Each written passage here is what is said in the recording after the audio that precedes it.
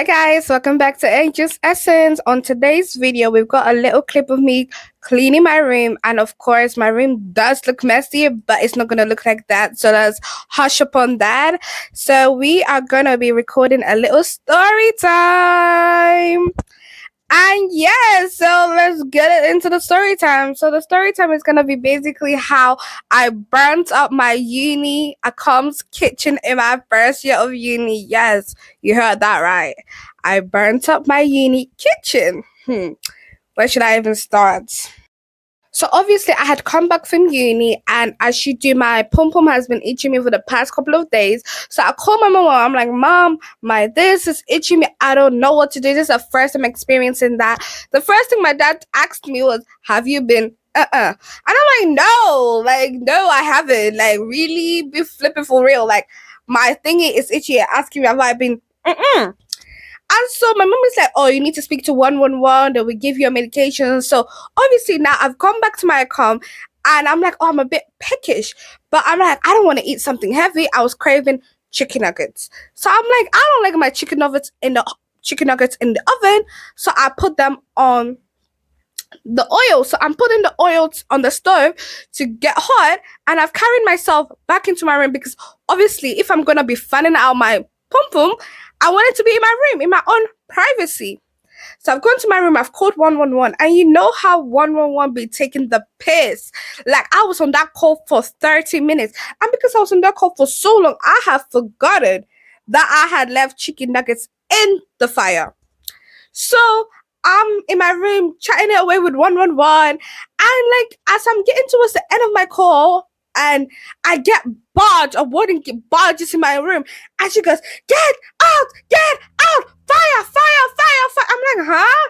She's like, grab your clothes, wear whatever, and get out right now. And I'm thinking to myself, hold on a minute, fire where? My brain still hasn't like realized that I've left the food on the stove. So I'm like, I grab my dressing gown, put it on, and I'm coming out, and I could just hear the alarm, the fire alarm going on. Wing. And I'm like, it was not going on in my room. So I go back out, and I want to see, I look through the window into my kitchen, and oh my God, I wish I could insert some pictures. Oh my God, the fire was immense. Like, the whole cupboards were burnt up. The stove, the area of the stove was burnt up. The bottom cupboards were burnt up.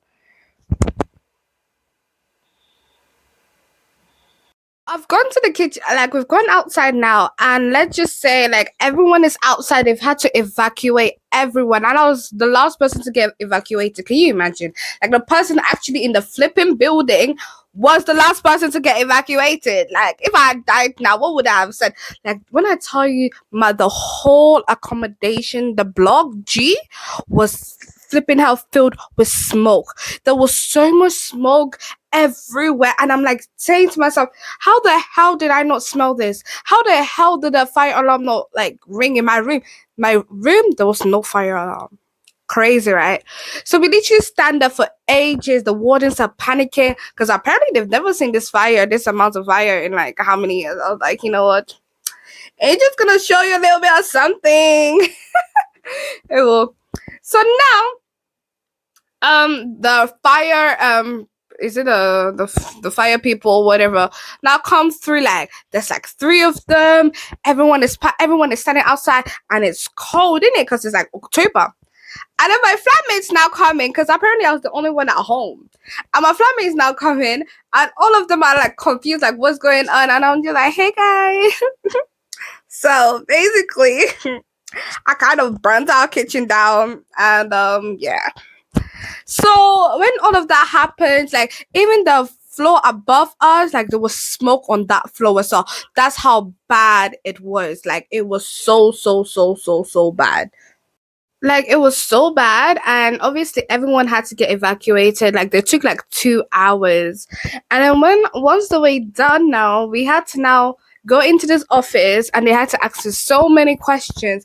Why did you do that? I literally thought I was gonna get charged for all of those, like the damages and everything. I thought, oh my God, I was like, yep, That's it. They're gonna charge me. I'm dead. My parents are gonna kill me. Like, I had to call my mom and dad. I'm like, Mom, like, because of this, and that, my kitchen got burned. Da, da, da, da, da.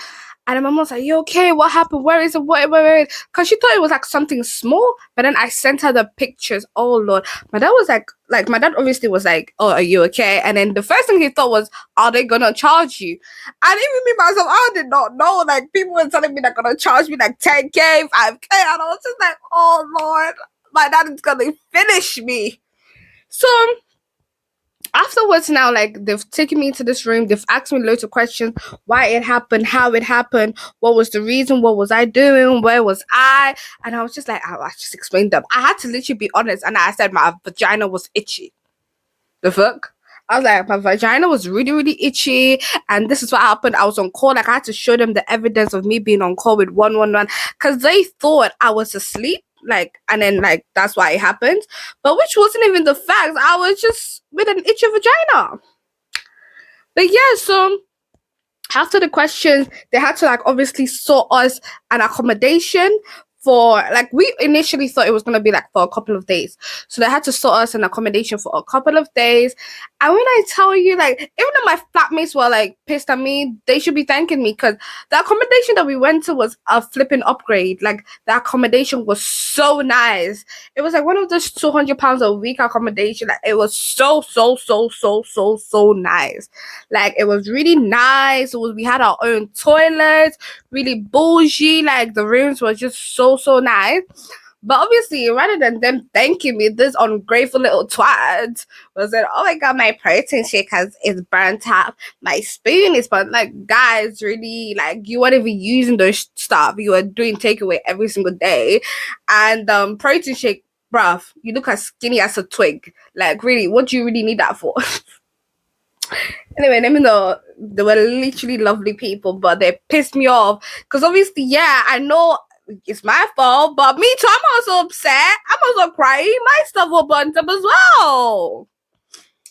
And then, so they were just like, oh, they told us after the fire brigade had gone, they were like, oh, go in, pack as much as you can, and then we're gonna leave.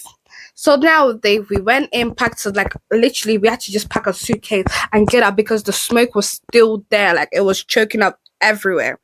So I've packed up a couple of things. Like, I'm thinking we're only gonna be there for like a week max. So we've gone into this nice accommodation. They've given us our room keys, and oh my god, it was so nice. And our room keys, we've got in our rooms. And when I tell you, we were there for 2 months. Well, not actually, my bad. Like a month and a half. It was so long. At some point, I didn't like it being there anymore because it was just like everybody there was just minding their own business. In my old accommodation, people don't mind their business. Everyone is in everyone's business. And it's like that accommodation, people were actually serious about their life. There was like, house parties. Another time, first year students, that's where I wanted to be. Where the party at? Like, do you get what I mean? There was none of that. So I really did not like it. But I liked it because it was like closer to the bus stop, closer to where I could get the bus for work and stuff like that. So we got in there, we got like, got ourselves, got our keys, oh wow. When we got there were so many stairs to carry our stuff. I remember climbing so many. I remember I'm still suffering from my thirst and I'm not feeling well and I'm tired, exhausted, long day, and I had to carry like my stuff from like 3 or 4 flights of stairs. It was ridiculous. I swear to you, it was so much energy and it was so draining. So at the end of the day, they did not end up charging me. Clock, yeah. When I tell you I'm a child of God, God is with me all the time. All the time, the Lord is with me.